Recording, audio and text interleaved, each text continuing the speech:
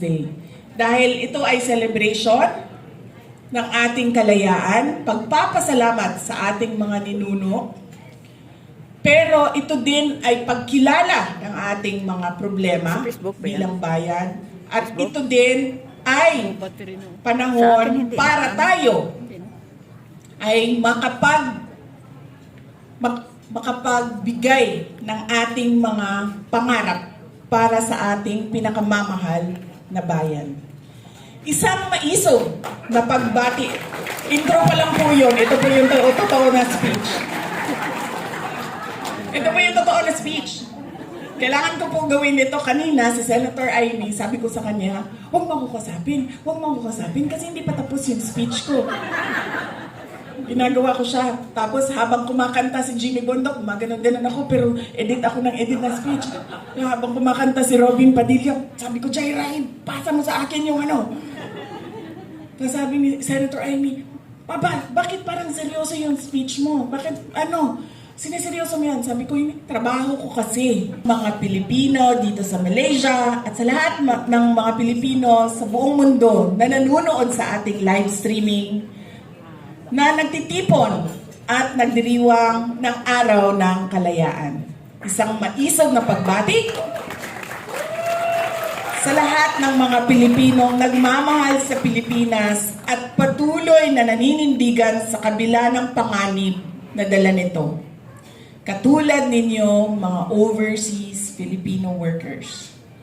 Matapang ninyong hinaharap ang mga panganib at hirap sa ibang bansa para lang mabigyan ninyo ng komportableng buhay ang inyong mga pamilya sa Pilipinas.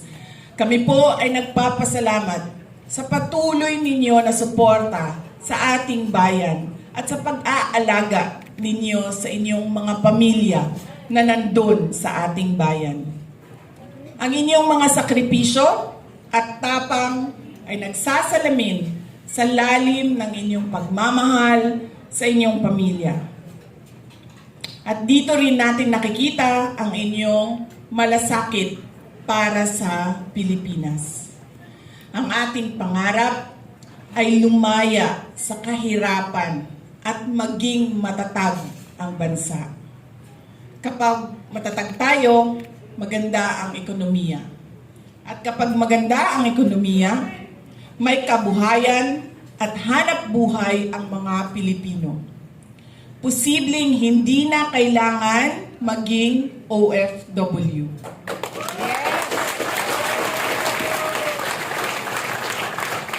Aalis lang po tayo sa ating bansa, hindi dahil sa pangangailangan, kundi dahil sa kagustuhan. Sa ating pagdiriwang ng Araw ng Kalayaan, tandaan natin ang mga sakripisyo ng ating mga bayani na dahil sa kanilang pagmamahal sa Pilipinas ay walang takot na itinaya ang kanilang buhay at lumaban. Paalala rin ang araw na ito na ang kalayaan ay makakamtan lamang natin kung tayo ay tunay na nagkakaisa. Dahil sa ating pagkakaisa ay nagkakaroon tayo ng lakas, ng determinasyon, ng tapang, ng kaisog. Gayunpaman, sa ating pagkakaisa ay nalalantad ang mga interes na salungat sa interes ng mga Pilipino. Nabubunyag ang tunay na kulay at nalalantad ang kanilang pagbabalat kayo. Gamit ang dahas at hiram na kapangyarihan, ay papahirapan nila tayo. Ang dinaranas ngayon ni Pangulong Rodrigo Duterte ay konkretong halimbawa nito.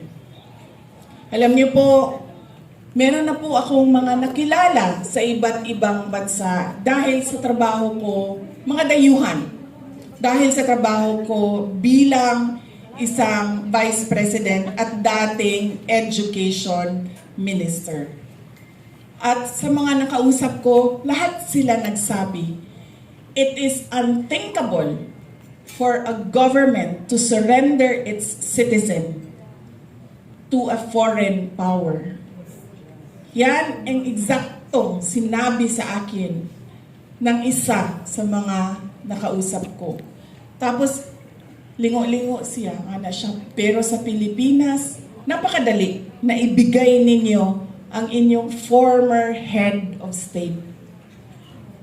Kaya ako man ay, kahit hindi anak, kahit sabihin na lang natin, karaniwang mamamayan, nahihiya ako sa ginawa natin sa ating dating Pangulo.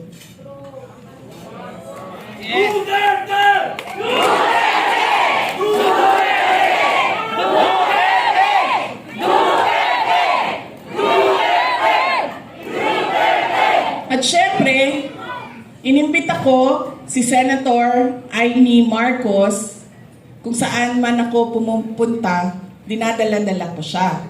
Kasi sinasabi ko sa kanya, hindi ako ang magbabalik kay dating Pangulong Duterte sa Pilipinas. Dahil ang kapatid mo ang nagpadala sa kanya sa Hague, ikaw ang magbabalik sa kanya sa Pilipinas.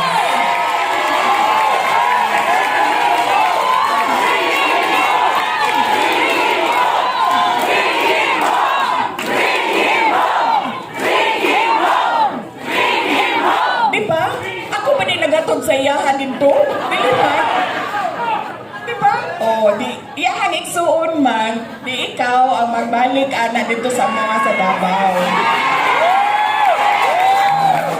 Kaya dala-dala ko yan siya lagi, kahit saan ako pumunta. Kasi alam nyo, bakit?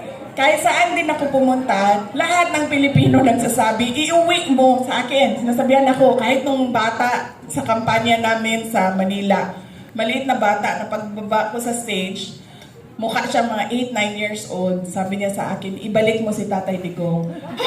Bakit ako? Ikaw! Diba? Kaya dala-dala ko yan siya. Kahit saan. Para siyang naka-hostage.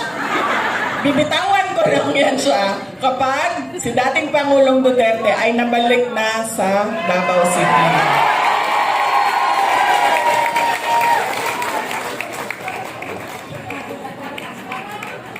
Tapos pagbabayarin ko pa yan ng fish head curry mamaya.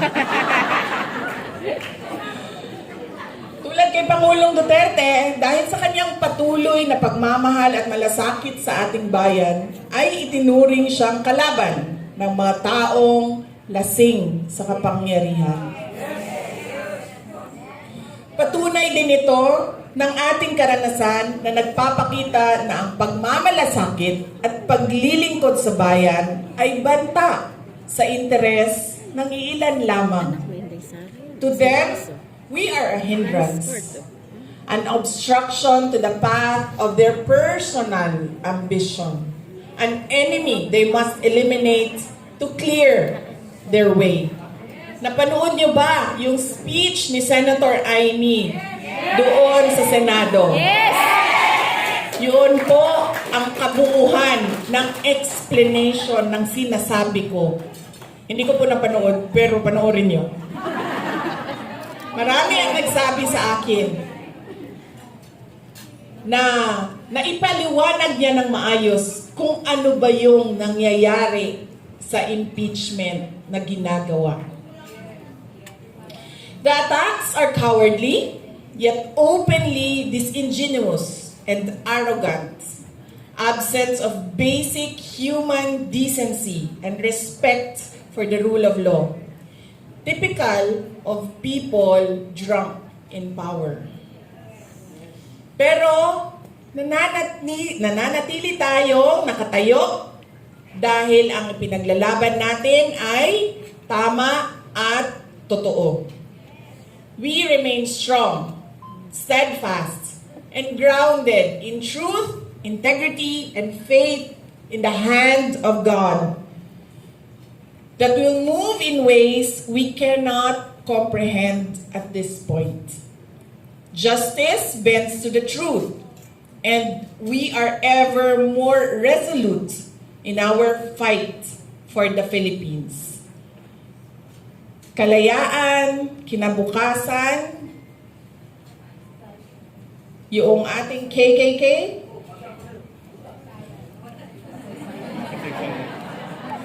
kasaysayan, kalayaan, kinabukasan. At naniniwala akong may papanalo natin ang laban na ito dahil laban natin itong lahat. May papanalo natin ito sa kabila ng mga banta, pananakot, pagmamalabis at bangis. Tandaan natin na walang silbi ang anumang hadlang sa nagkakaisang mamamayan. Mga kababayan, alam na natin lahat kung ano ang problema ng ating bayan. Dahil nagrereklamo tayo araw-araw. Kami na nandoon sa Pilipinas, nararamdaman namin araw-araw. Example na lang, yung tagtag ng EDSA araw-araw. Kaya ang consultation namin ngayon ay hindi kung ano yung reklamo, kundi kung ano yung naisip ninyo. At nakita ninyong solusyon. Nakita ninyo sa ibang mga bansa, kung saan kayo ay nanirahan, kung saan kayo ay nagtrabaho. Whether by choice or by force, you have lived and worked abroad. You have witnessed effective systems and thriving communities. What best practices from other countries should be adopted in the Philippines? What changes would you like to see for a better future? Sa konsultasyon na ito, nais naming marinig mula sa inyo ang inyong mga karanasan sa ibang bansa upang mabago natin ang direksyon ng ating bayan. We should demand change. We should fight for change. Ang araw ng kalayaan ay maging inspirasyon sana natin para patuloy na maging tapat na mga Pilipino. Tulungan po natin ang Pilipinas, huwag tayong mapagod sa pakikipaglaban para sa magandang kinabukasan ng ating mga pamilya, lalong-lalo na ng ating mga anak. Huwag nating ipagkunulo ang kapwa Pilipino o isuko ang interes ng Pilipinas. May pag-asa po tayo. At bilang mga maisog na mga Pilipino, may magagawa tayo. Mga kababayan, sa ating patuloy na pagkakaisa ay hindi tayo mabubuwal. Hindi tayo matutumba. Hindi tayo mapapabagsak. Maligayang araw ng kalayaan, Pilipinas. Ang lahat ng ginagawa natin ay para sa Diyos, sa bayan, at sa bawat pamilyang Pilipino. Shukran.